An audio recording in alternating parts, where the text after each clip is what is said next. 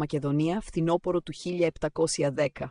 Σε ένα μικρό χωριό κοντά στη Θεσσαλονίκη, σκαρφαλωμένο στους πρόποδες ενός λόφου με ελιές και πεύκα, η Ελένη στεκόταν μόνη της στην αυλή του πέτρινου σπιτιού της. Ο ήλιος έπεφτε πίσω από τα βουνά, βάφοντας τον ουρανό κόκκινο, σαν αίμα που είχε χυθεί χρόνια πριν. Ήταν χήρα εδώ και 10 χρόνια, από τότε που ο άντρας της σκοτώθηκε σε μια σύντομη, μάταιη εξέγερση κατά των Τούρκων. Μα η μεγαλύτερη πληγή της δεν ήταν αυτή. Ήταν ο γιος της, ο Δημήτρης. 10 χρόνια πριν, όταν το παιδί ήταν μόλις 10 χρονών, ήρθαν οι γενίτσαροι. Το παιδομάζωμα είχε γίνει σπάνιο πια εκείνη την εποχή. Οι τελευταίες μεγάλες στρατολογίες είχαν γίνει νωρίτερα. Μα σε κάποια χωριά της Μακεδονίας ακόμα συνέβαινε, σαν φάντασμα από παλιούς καιρούς.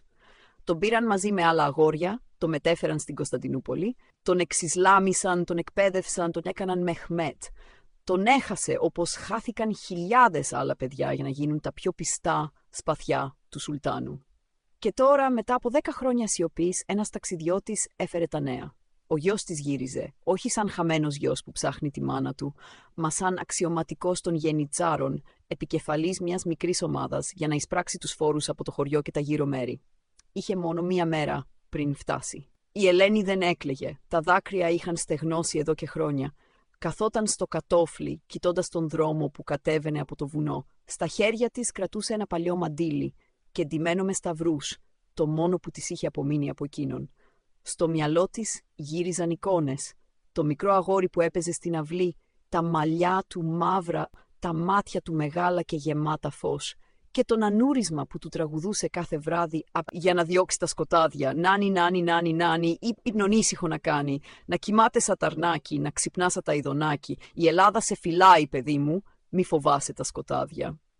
Το τραγούδι αυτό δεν ήταν απλό ανούρισμα. Ήταν προσευχή, ήταν όρκος.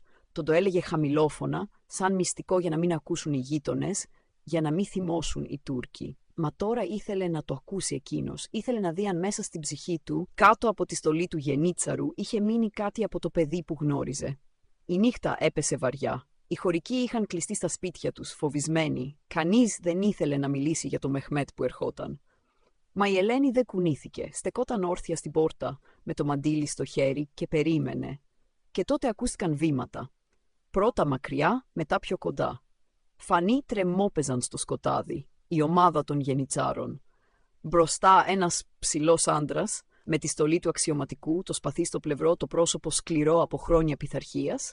Μα τα μάτια ήταν τα ίδια. Μαύρα, μεγάλα, γεμάτα φως, ή μήπως ήταν η ελπίδα της που τα έβλεπε έτσι. Η Ελένη δεν κινήθηκε. Ξεκίνησε να τραγουδά απαλά στην αρχή, μετά πιο δυνατά, σαν να μιλούσε μόνο σε εκείνον. Νάνι, νάνι, νάνι, νάνι, υπνονήσυχο να κάνει. Η Ελλάδα σε φυλάει, παιδί μου, μη φοβάσαι τα σκοτάδια. Ο άντρας σταμάτησε. Η ομάδα πίσω του συνέχισε να προχωρά, μα εκείνος έμεινε ακίνητος. Το πρόσωπό του σκλήρινε, μα τα χείλη του τρεμούλιασαν. Μια στιγμή σιωπής, βαριά σαν βουνό. «Ποια είσαι εσύ, γυναίκα?» ρώτησε με φωνή σταθερή, μα με μια ρογμή μέσα της. Η Ελένη σήκωσε το βλέμμα της ίσια στα μάτια του. «Είμαι η μάνα σου, Δημήτρη, και το τραγούδι αυτό το ξέρεις. Το ξέρεις από τότε που ήσουν μικρός. Δεν το ξέχασες, γιέ μου. Τα μάτια σου είναι ακόμα ελληνικά. Ακόμα κι αν η στολή σου είναι ξένη». Εκείνος έκανε ένα βήμα πίσω, σαν να το χτύπησε κάτι. Το χέρι του πήγε στο σπαθί, μα δεν το τράβηξε. Μέσα του ξυπνούσαν μνήμες, η αυλή, το ανούρισμα, η ζεστή αγκαλιά. Και μετά η Κωνσταντινούπολη, η εκπαίδευση, ο όρκος των Σουλτάνο. 2 κόσμοι συγκρούονταν μέσα του. «Δεν είμαι πια Δημήτρης», είπε χαμηλόφωνα. «Είμαι Μεχμέτ. Και ήρθα εδώ για φόρους, όχι για αναμνήσεις». Η Ελένη χαμογέλασε πικρά, μα τα μάτια της ήταν γεμάτα δάκρυα. «Το όνομά σου μπορεί να το άλλαξαν, γιέ μου, μα το αίμα σου δεν αλλάζει. Και η ψυχή σου θυμάται. Αλλιώς δεν θα είχε σταματήσει. Αλλιώς δεν θα κοιτούσες έτσι». Ο Δημήτρης Μεχμέτ έμεινε ακίνητος. Η ομάδα του τον φώναξε από μακριά. Εκείνος δεν απάντησε. Μόνο κοίταξε τη μάνα του, σαν να έψαχνε μέσα της την απάντηση σε μια ερώτηση που δεν τολμούσε να πει. Η νύχτα ήταν σιωπηλή. Η αυγή βρήκε το χωριό βυθισμένο σε μια βαριά σιωπή. Οι γενίτσαροι είχαν στρατοπεδεύσει στην πλατεία, κάτω από τον μεγάλο πλάτανο που οι παλιοί έλεγαν ότι είχε φυτευτεί από τον καιρό του Βυζαντίου. Ο Δημήτρης, ή Μεχμέτ, όπως τον φώναζαν οι δικοί του, Το νανούρισμα της Ελένης είχε μπει μέσα του σαν μαχαίρι, ανοίγοντας πληγές που νόμιζε πως είχαν κλείσει εδώ και χρόνια. Το πρωί, ενώ οι στρατιώτες του ετοίμαζαν τα άλογα και τα βιβλία με τους καταλόγους των φόρων, εκείνος βγήκε μόνος του να περπατήσει στα στενά δρομάκια.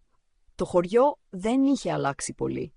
Το ίδιο πηγάδι στην άκρη της πλατείας, το ίδιο σκαλοπάτι μπροστά από το σπίτι του παλιού δάσκαλου, η ίδια μυρωδιά από ψημένο ψωμί και καπνό από τα τζάκια. Μα όλα έμοιαζαν ξένα. Ή μήπως ήταν εκείνος ο ξένος. Στάθηκε μπροστά στο σπίτι της Ελένης χωρίς να το καταλάβει. Η πόρτα ήταν μισάνοιχτη.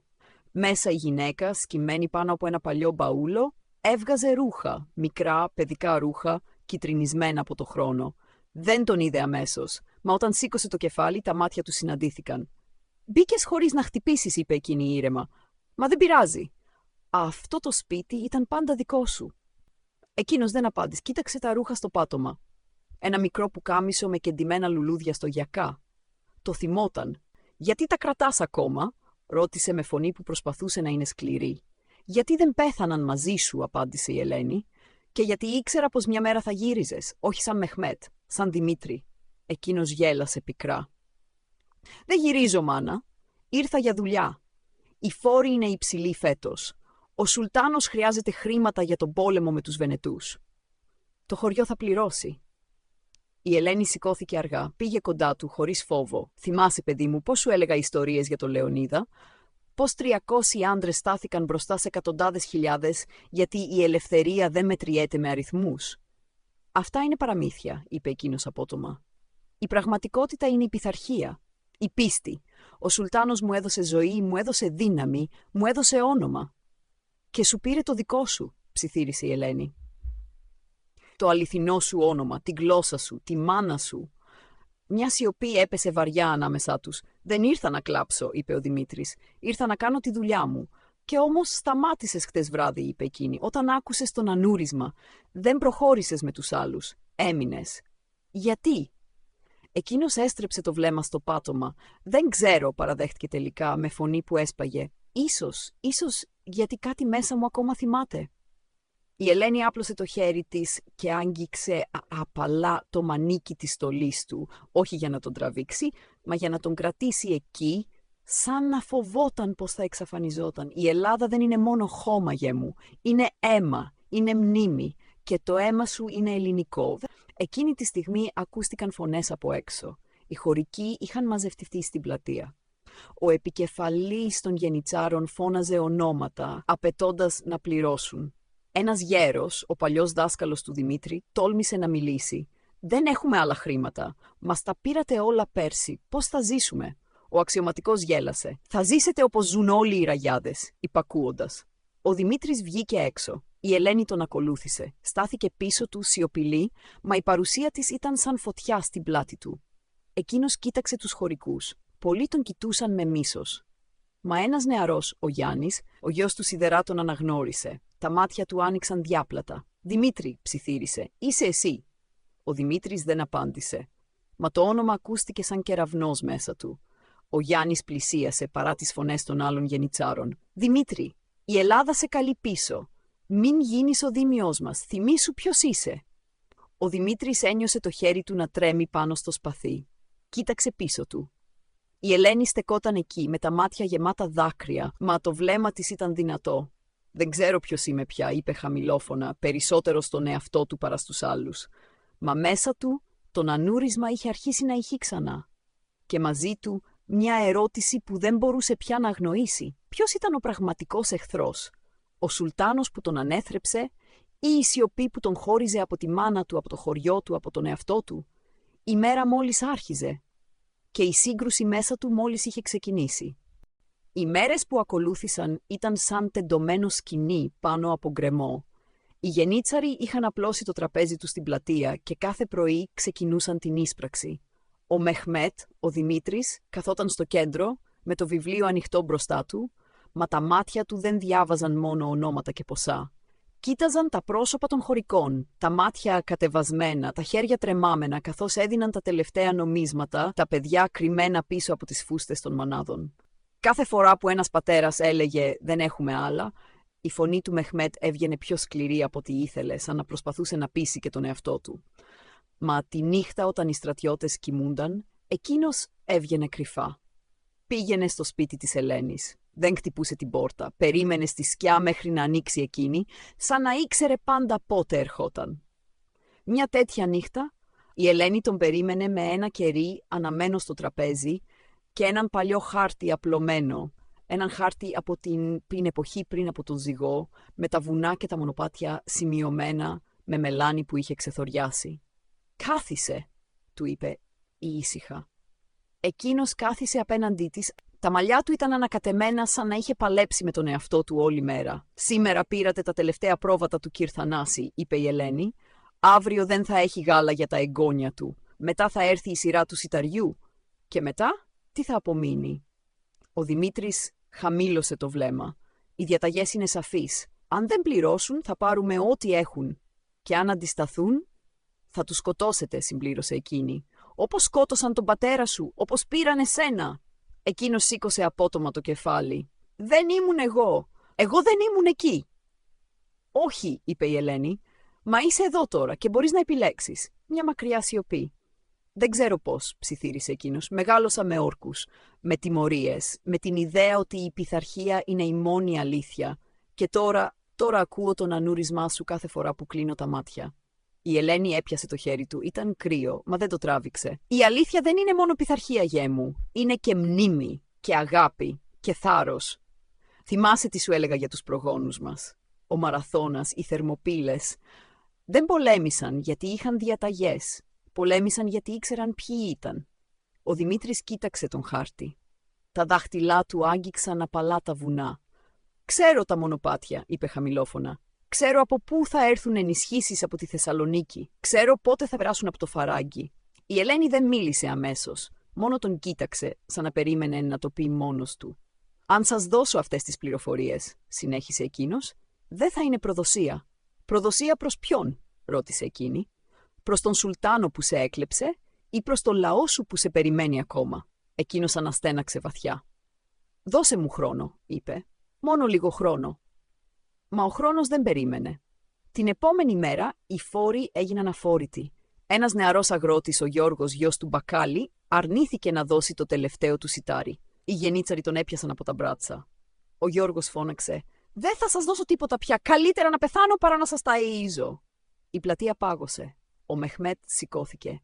Όλοι περίμεναν την εντολή. Μα εκείνος δεν μίλησε. Κοίταξε το Γιώργο στα μάτια, μάτια γεμάτα φόβο, μα και φωτιά. «Άφησέ τον», είπε τελικά στον υπασπιστή του. Ο υπασπιστής γύρισε απότομα. «Τι λες, Μεχμέτ αγά, είπα άφησέ τον», επανέλαβε πιο δυνατά. «Σήμερα δεν θα πάρουμε τίποτα από αυτό το σπίτι».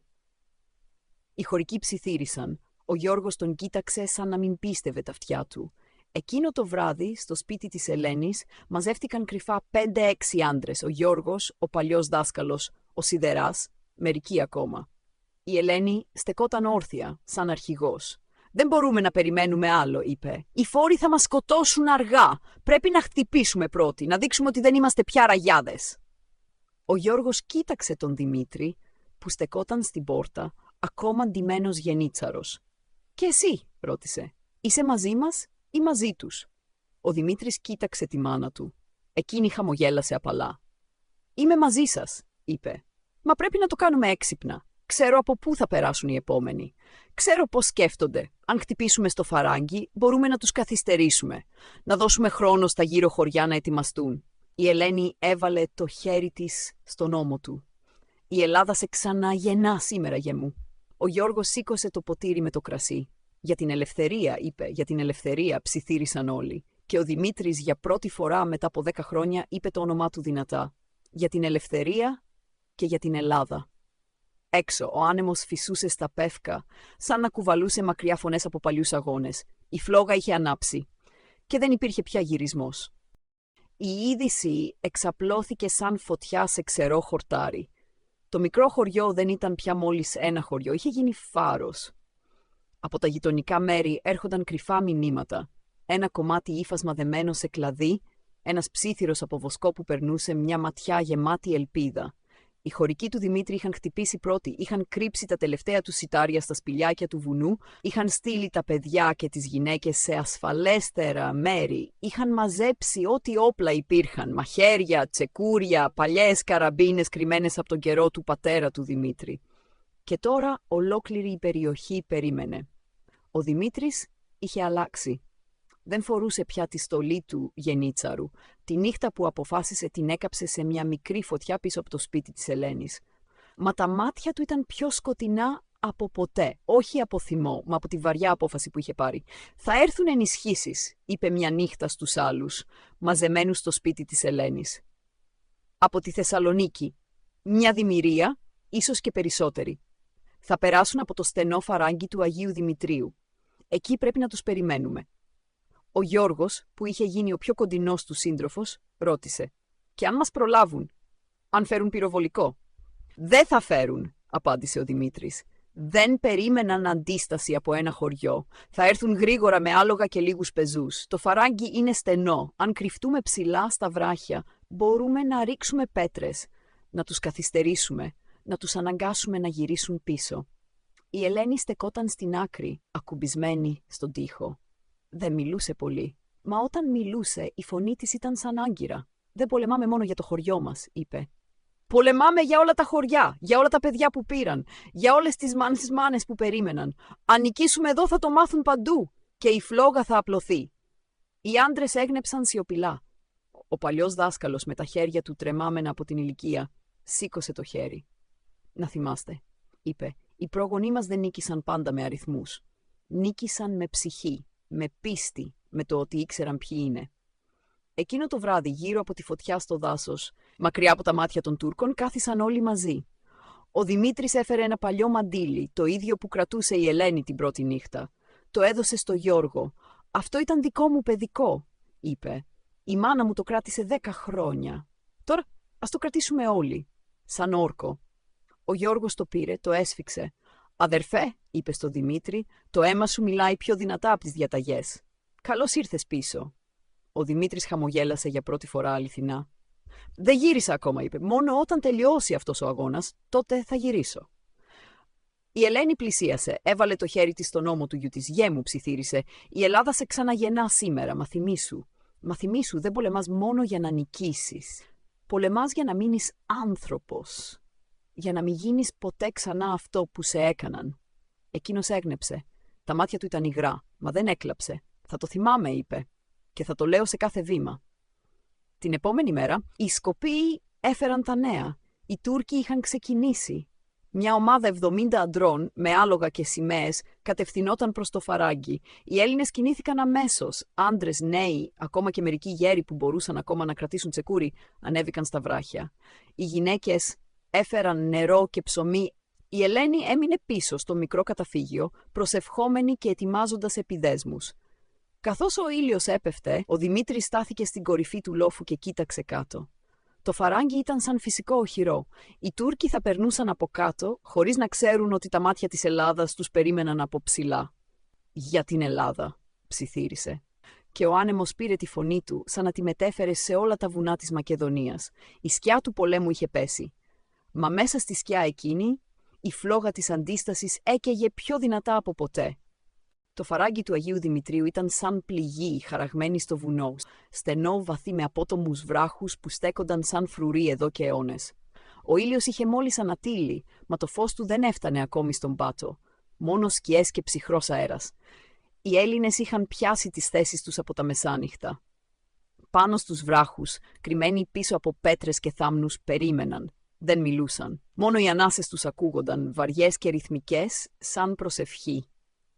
Ο Δημήτρης στεκόταν στην πιο ψηλή θέση, δίπλα στο Γιώργο. Είχε ένα παλιό τουφέκι στον ώμο, από αυτά που κρύβονταν στα σπίτια από τον καιρό της τελευταίας εξέγερσης, και ένα μαχαίρι στη ζώνη. Τα χέρια του δεν έτρεμαν πια. Είχε πάρει την απόφασή του. Κάτω, στο στόμιο του φαραγγιού, ακούστηκαν οι πρώτοι ήχοι. Πέταλα αλόγων, μέταλλο που χτυπούσε μέταλλο, φωνές στα τουρκικά. Η δημιουργία εμφανίστηκε.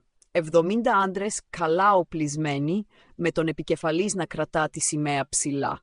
Πίστευαν ότι θα περνούσαν χωρίς αντίσταση. Πίστευαν ότι το χωριό είχε λυγίσει. Ο Δημήτρης σήκωσε το χέρι. Όλοι περίμεναν το σύνθημα. Όχι ακόμα, ψιθύρισε. Να μπουν βαθύτερα, να μην μπορούν να γυρίσουν εύκολα. Οι Τούρκοι προχώρησαν. Τα άλογα προχωρούσαν αργά, προσεκτικά. Όταν η πρώτη γραμμή βρέθηκε ακριβώς κάτω από τα βράχια, ο Δημήτρης φώναξε «Τώρα!». Οι πέτρες κύλησαν πρώτες. Μεγάλοι ογκόλιθοι που είχαν ετοιμάσει από το βράδυ έπεφταν με ορμή κλείνοντας το πέρασμα μπροστά και πίσω. Τα άλογα σήκωσαν τα μπροστινά πόδια. Οι άντρες φώναξαν. Σύγχυση, φόβος. Μετά ήρθαν τα τουφέκια. Οι Έλληνες πυροβόλησαν από ψηλά, στοχεύοντας τα άλογα και τους σημεοφόρους. Δεν υπήρξε μαζική σφαγή, μόνο ακριβή χτυπήματα για να σπάσουν την τάξη, να δημιουργήσουν χάος. Οι Τούρκοι προσπάθησαν να απαντήσουν, μα τα βράχια τους έκρυβαν. Οι σφαίρες τους χτυπούσαν άσκοπα στους τοίχους του φαραγγιού. Ο Γιώργος δίπλα στο Δημήτρη φώναξε «Κρατάνε! Δεν υποχωρούν ακόμα!». «Δεν χρειάζεται να τους σκοτώσουμε όλους», απάντησε ο Δημήτρης. «Χρειάζεται να τους διώξουμε, να δείξουμε ότι δεν περνούν πια ελεύθερα». Κάτω ο επικεφαλής των Τούρκων φώναζε διαταγές. Προσπάθησε να οργανώσει αντεπίθεση, μα οι πέτρες συνέχιζαν να πέφτουν. Ένα άλογο γλίστρισε, έπεσε, συμπαρέσυρε 2 άντρες. Η γραμμή άρχισε να ραγίζει. Ο Δημήτρης είδε μια ευκαιρία, σήκωσε το τουφέκι, σημάδεψε προσεκτικά και πυροβόλησε τη σημαία.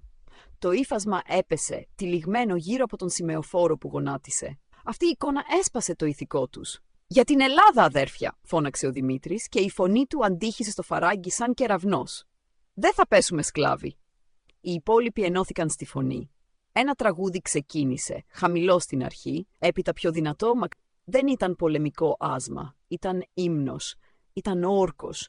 Οι Τούρκοι, βλέποντας ότι το πέρασμα είχε κλείσει και ότι οι απώλειες μεγάλωναν χωρίς να βλέπουν τον εχθρό, άρχισαν να υποχωρούν. Ο επικεφαλής έδωσε σήμα υποχώρησης. Τα άλογα γύρισαν, οι άντρες έτρεξαν πίσω, αφήνοντας πίσω τους τραυματίες και τη σημαία πεσμένη στη σκόνη. Οι Έλληνες δεν τους καταδίωξαν. Δεν χρειαζόταν. Η νίκη είχε επιτευχθεί. Όταν ο τελευταίος Τούρκος εξαφανίστηκε από το στόμιο του φαραγγιού, οι άντρες κατέβηκαν. Αγκαλιάστηκαν μεταξύ τους. Ο Γιώργος πλησίασε το Δημήτρη, που στεκόταν ακόμα ψηλά, κοιτώντας το άδειο φαράγγι. «Το κάναμε», είπε ο Γιώργος. «Τους διώξαμε». Ο Δημήτρης γύρισε και τον κοίταξε. Τα μάτια του ήταν υγρά. «Με έσωσες εσύ νωρίτερα», είπε, «όταν ήμουν ακόμα χαμένος. Αυτό είναι το αληθινό μου όνομα, Δημήτρης, γιος της Ελλάδας». Ο Γιώργος τον αγκάλιασε σφιχτά. «Καλώς ήρθες σπίτι, αδερφέ». Κάτω στην είσοδο του φαραγγιού η Ελένη περίμενε. Είχε έρθει κρυφά παρά τις παρακλήσεις να μείνει πίσω. Όταν είδε τον γιο της να κατεβαίνει, έτρεξε κοντά του. Δεν μίλησε. Μόνο τον αγκάλιασε σφιχτά, σαν να φοβόταν ότι θα εξαφανιζόταν ξανά. «Μάνα», ψιθύρισε εκείνος. «Γέ μου», απάντησε εκείνη. «Η Ελλάδα σε ξαναγέννησε σήμερα και εγώ σε ξαναβρήκα». Ο ήλιος ανέβαινε πια ψηλά. Το φαράγγι φωτιζόταν και μαζί του φωτιζόταν και η ελπίδα. Η μάχη είχε τελειώσει, μα ο αγώνας μόλις άρχιζε και τώρα ήξεραν όλοι, δεν ήταν πια μόνοι, το ηρωικό πνεύμα είχε ξυπνήσει και δεν θα κοιμόταν ξανά.